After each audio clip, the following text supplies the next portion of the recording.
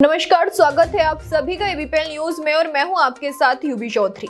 लोहाघाट नगर में नगर पालिका के द्वारा लगाए गए यूजर चार्ज का मामला लगातार गर्माता जा रहा है।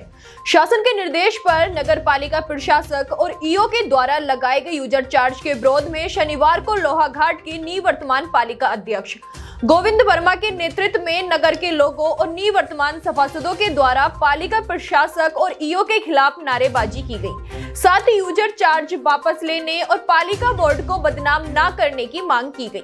निवर्तमान पालिका अध्यक्ष गोविंद वर्मा और सभासदों ने कहा कि पालिका प्रशासक और ईओ ने नगरवासियों को विश्वास में लिए बिना यूजर चार्ज लगा दिए हैं और यूजर चार्ज की वसूली शुरू कर दी है।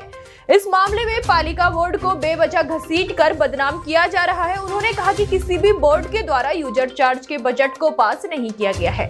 यह उनके पालिका बोर्ड को बदनाम करने की साजिश है। वहीं लोगों का कहना है कि पालिका के द्वारा किसी भी नगरवासी की राय नहीं ली गई और जबरन मनमर्जी से यूजर चार्ज लगा दिए गए हैं, जिसका विरोध पूरे नगरवासी करेंगे।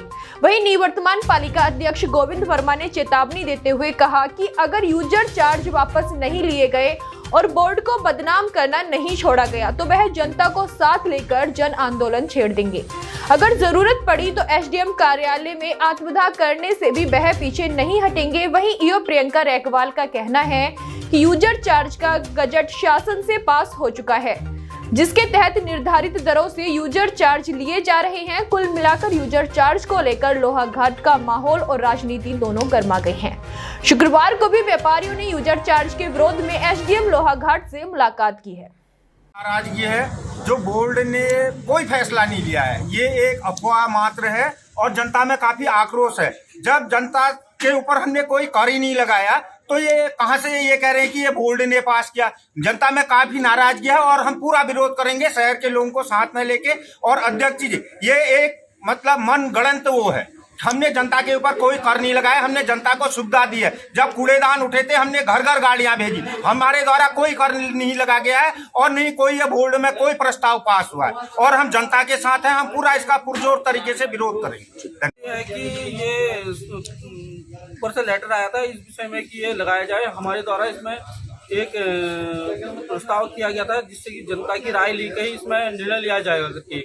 लेकिन प्रशासक व अधिशासी अधिकारी द्वारा ये अपने मनमानी तरीके से चार्ज लगाया जा रहा है, जो कि सरासर गलत है, जिससे हमारी छवि खराब करने की कोशिश की जा रही है। इसके लिए हम अगर हमारी इसी तरह ये चार्ज लगाते रहेंगे तो हम इसके लिए जनता के साथ जन आंदोलन करने के लिए तैयार हैं।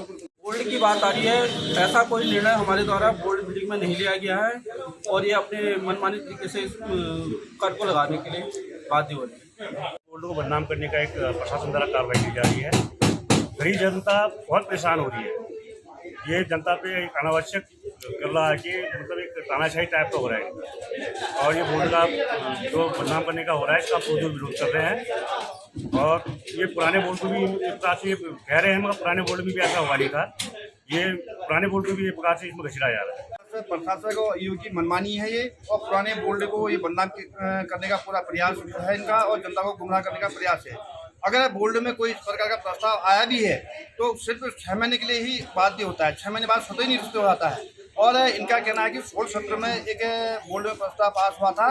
ये सरासर गलत बात कह रहे हैं। 16 सत्र में ये चर्चा हुई थी कि बोर्ड में जो निवर्तमान बोर्ड पुराना बोर्ड था, हमसे पुराना बोर्ड, उसमें ये चर्चा हुई थी कि जनता से सलाह मशवरा लिया जाए, जनता से राय ली जाए कि इसमें क्या क्या किया जाए करके।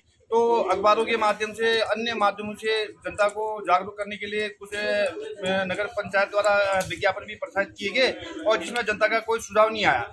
तो उसको मानते हुए इन्होंने यूजर चार्ज वसूलना शुरू कर दिया, जो सरासर गलत है और जनता में भारी आक्रोश है।